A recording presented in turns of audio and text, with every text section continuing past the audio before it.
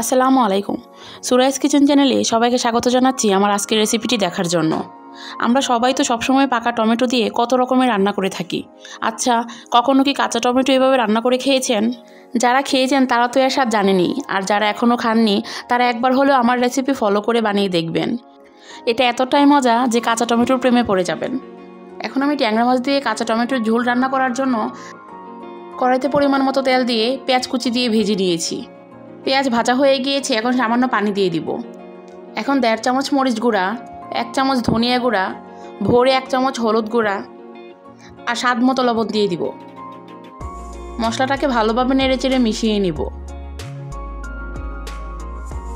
মিশিয়ে নেওয়া হয়ে গিয়েছে, এখন ঢেকে ভালোভাবে কষিয়ে নিব। কিছুক্ষণ পর আবারও নেড়েচেড়ে দিব। এখনও আমার মশলাটা পুরোপুরি কষানো হয়নি, তাই আবারও ঢেকে ভালোভাবে কষিয়ে নিব।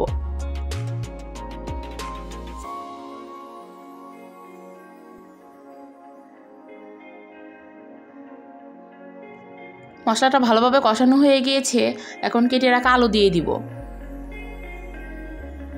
যেহেতু আলুটা সিদ্ধ হতে একটু বেশি সময় লাগবে, তাই আমি আলুটা আগে দিয়েছি।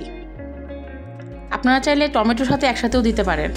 এখন ঢেকে ভালোভাবে কষিয়ে নিব। 3 থেকে 4 মিনিট আলুটা ভালোভাবে কষানোর পর এখন কেটে রাখা কাঁচা টমেটো দিয়ে দিব।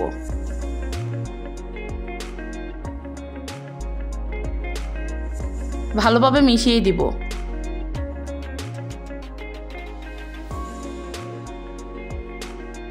মেশানো হয়ে গিয়েছে, এখন ঢাকনা দিয়ে ঢেকে ভালোভাবে কষিয়ে নিব।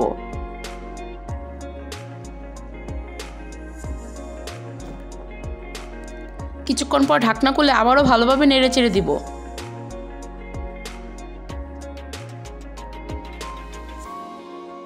এখন ভালোভাবে কেটে ধুয়ে রাখা মাছগুলো দিয়ে দিব।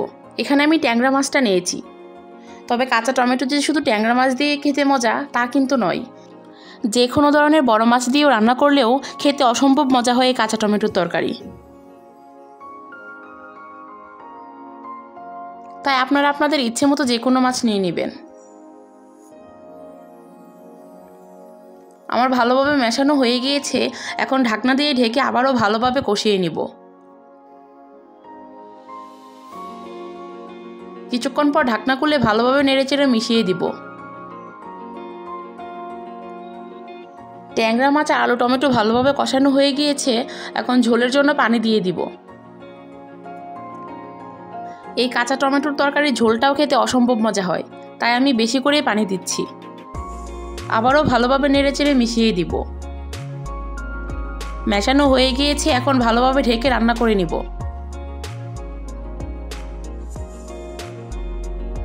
মাঝে মাঝে ঢাকনা খুলে ভালোভাবে নেড়েচেড়ে মিশিয়ে দিব।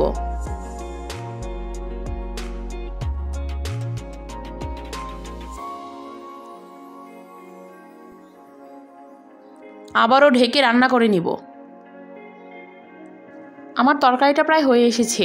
এখন নামানোর আগে 1 চামচ ভাজা জিরে গুঁড়া দিয়ে আর 2 মিনিট মতো রান্না করে নামিয়ে নিব। যেহেতু আমি তরকারিতে অনেকটা মরিচ গুঁড়া দিয়ে দিয়েছি, তাই এখানে কোনো কাঁচামরিচ দেইনি।